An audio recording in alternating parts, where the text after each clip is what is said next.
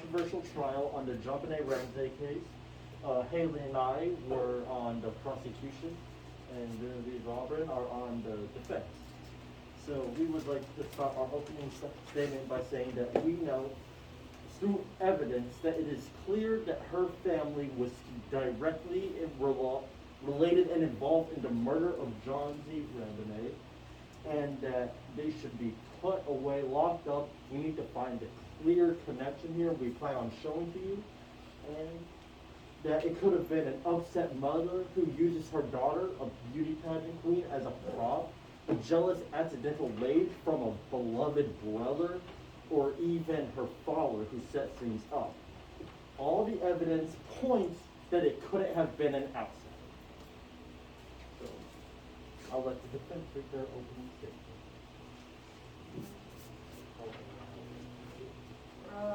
So we think that they did not kill John A. Ramsey.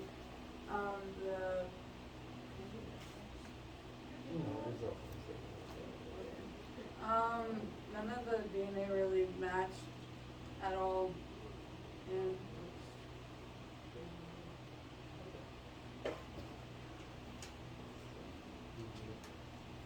Okay, so the first piece of evidence we wanted to present is probably one of the biggest pieces of evidence in this case, and this would be the 2.5-page long ransom note found on the bottom of the stairs inside of the house. So through testing, it has been found that the paper and ink on the note had actually been pen and paper from inside of the house, and this is also one of the longest ransom notes to be recorded. So, for this reason being, I don't see how a intruder could sit down and write something this long, especially if the paper and pen ink aren't matching other papers and pen ink in the house, as well as the handwriting of her mother. We have here the right hand sample, and then over here is the left hand sample. And there's a lot of inconsistencies in the handwriting. Like, a lot of her A's change the way she writes them, which is a little confusing because some of the A's do match the ransom note, and then other times they don't. And then it also blew up some words over here that we thought looked pretty similar. That were pretty similar. You can decide for yourself, but I mean, it looks pretty much the same handwriting to me. And that's not even going to mention the fact that the price of money asked for on the ransom note was the exact same as the husband and fathers of John A. Ramsey. The exact same amount. So maybe that's a coincidence, but I don't think it is. So for our evidence, the DNA found on her clothing was not matched to any family members. The rope used to tie her hands and feet was not found in the house.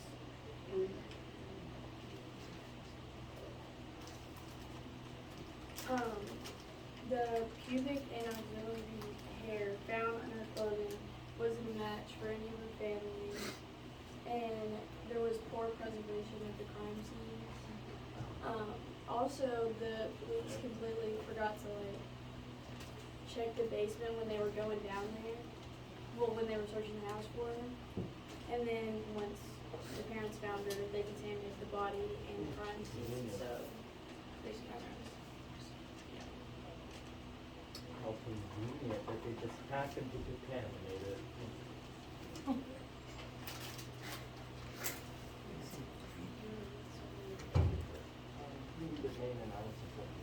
Okay, so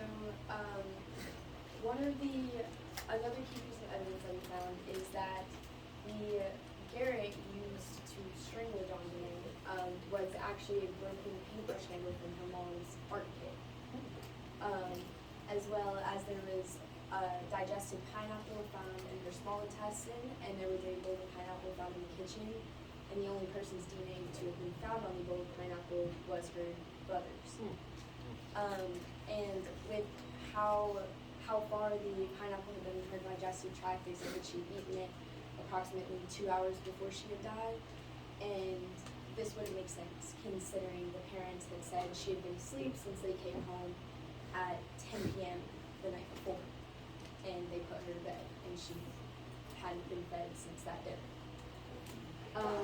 And another piece of evidence that we found was the brother's bat, which they said could have been possibly the weapon used to put the skull fracture that you can see over here.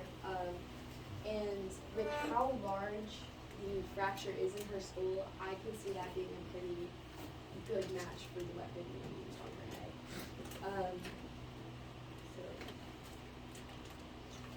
Ruthlessly tortured by her own family. So, go ahead, try to defend this. Oh yeah, okay. And then another big piece of evidence that we have is the window in the basement. So it was broken, but this had alarmed the other person that had been down in the basement with the father initially to search for her body.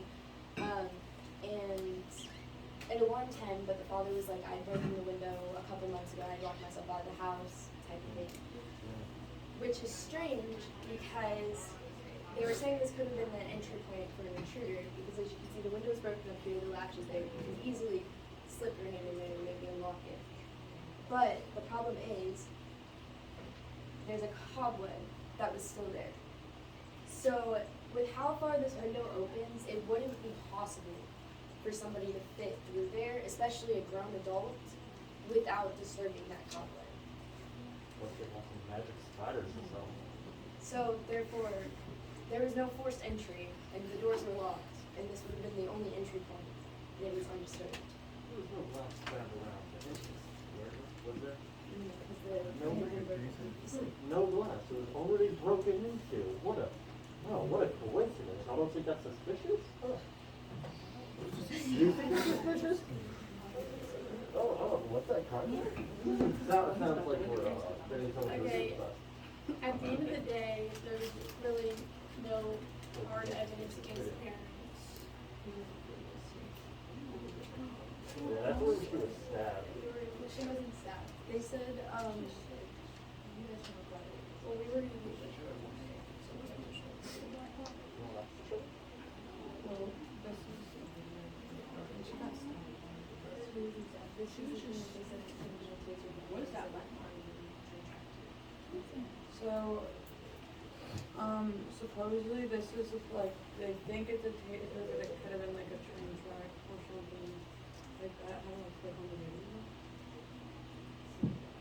Train track, might I add, was So- in the house ownership of the Okay, father. so they're saying that this could be a taser, which the family didn't own a taser, so it would be an intruder.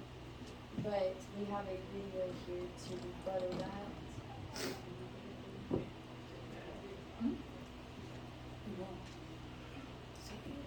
Did you say sorry? Or do we have to do that?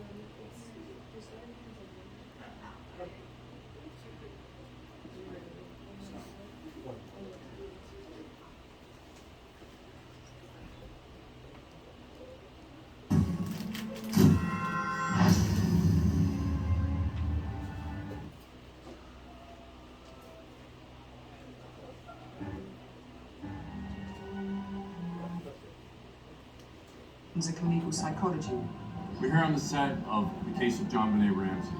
We felt it was really important to actually recreate the house itself and rebuild it so that we can walk around some of the significant rooms. The Ramsey house, though it is still standing, has been thoroughly renovated. Doesn't look like it did in 1996. If they wanted to find out what really happened that night, we needed to rebuild it. We got access to crime scene photos and painstakingly recreated and rebuilt the critical rooms of that house inside a warehouse. And we're going to take you around some of the key and significant rooms and talk you through some of the evidence that we found. So this is John Benet's bedroom, and it's believed that she was sleeping in her bed. She would come back from a Christmas party and had fallen asleep in the car and was brought straight up to bed. And there are many theories about what happened next. This is the location where the letter was found, the ransom letter, and it's at the bottom of the stairs that lead right up to the outside of John Benet's room. The thing about this letter is that it's 6 to 10 times as long as the average ransom note, and it's actually a treasure trove of evidence for us in our investigation. So this is a train room, And interestingly, there was an injury that was on John Bonet. The one theory was because it had two prongs that it was a stun gun. But actually, there are those who believe, and we have actually matched the injury with this particular piece of train track, two prongs. And we know that sometimes these things come loose, and this matched up much more accurately with the injury than did the stun gun. So this is the room right next to the train room. It's actually quite difficult to see this particular room from outside for an intruder, for example, to see it and recce it and decide that this was the point of entry to come into the house. You can see it's restricted, it won't open all the way, which gives you a very little bit of room to actually get in through here. And the other thing to notice is this spider web here, which was actually undisturbed.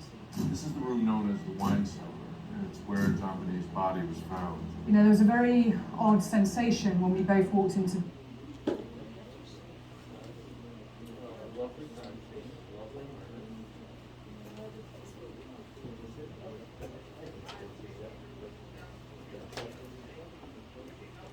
We may never know the true motive of what killed poor John Bonet, but her case deserves justice.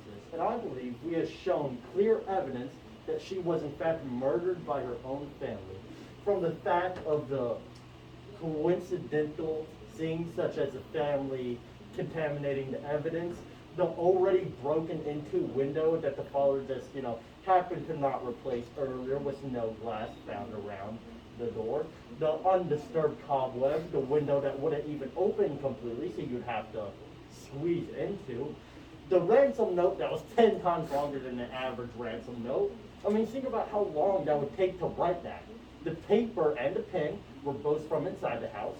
They had to break into the house, murder her, write a ransom note that would take multiple minutes, and then just leave it there at the bottom stairs. No one noticed the scene.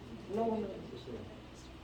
I'm not even gonna mention the fact that the pineapple was eaten. I mean, I know that sounds really weird out of context, but she was supposed to be asleep. How did she eat that if she was asleep?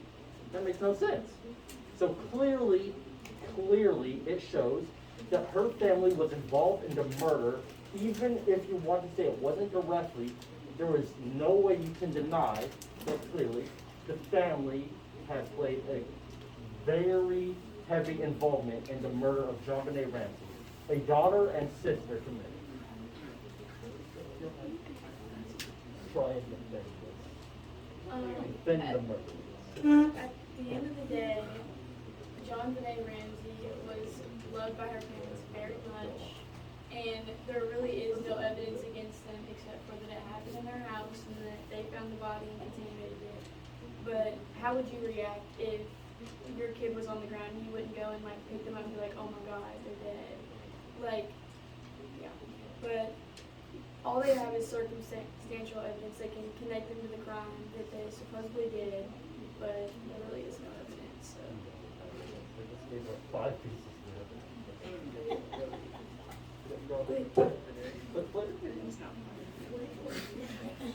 Did you have a video too that you wanted to show?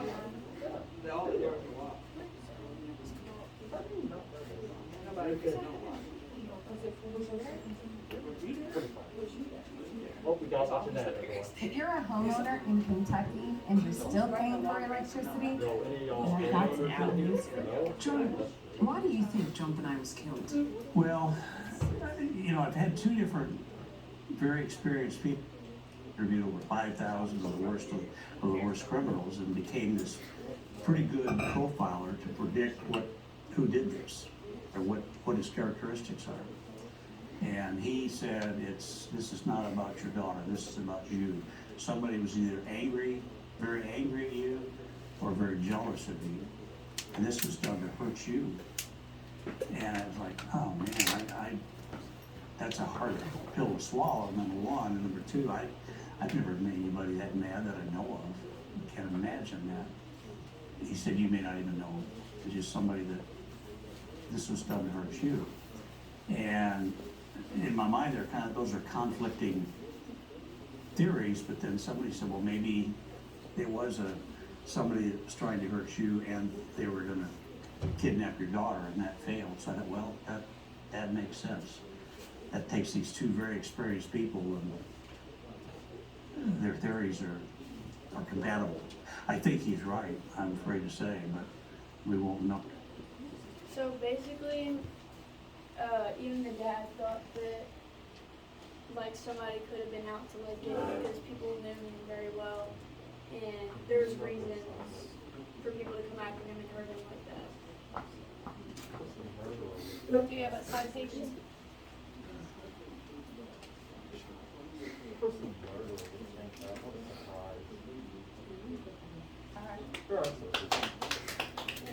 Alright, Madam Foreman.